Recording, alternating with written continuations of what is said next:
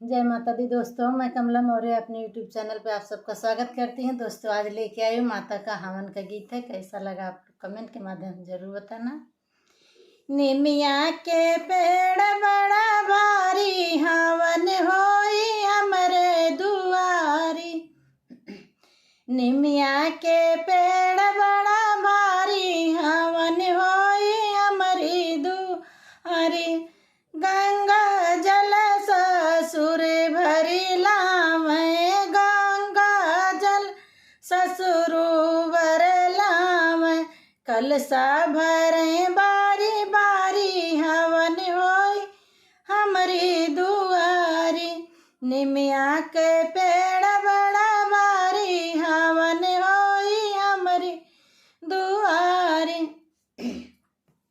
निमिया के पेड़ बड़ा भारी, हवन होई हमारी दुआरी। गैया के गियना जेठ लैया में, गैया के गिया जेठ लैया में।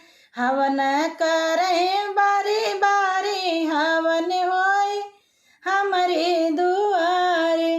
हवन करे बारी बारी, हवन होई हमारी दुआरी।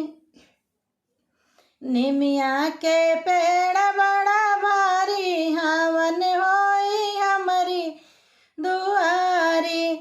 लाली चुनरिया देवर लैया में, लाली चुनरिया देवर लैया में।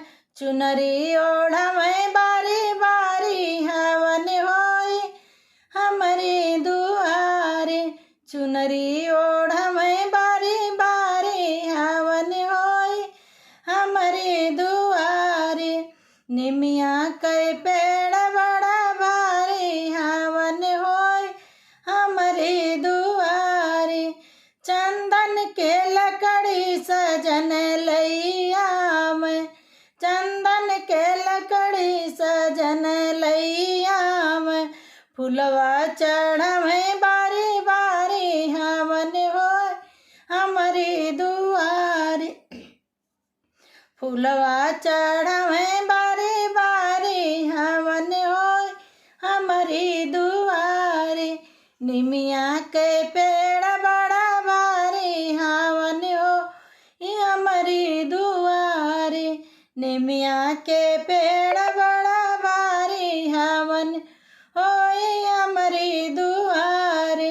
हमरे हवन सब देवता लोग आए, हमरे हवन सब देवता लोग आए।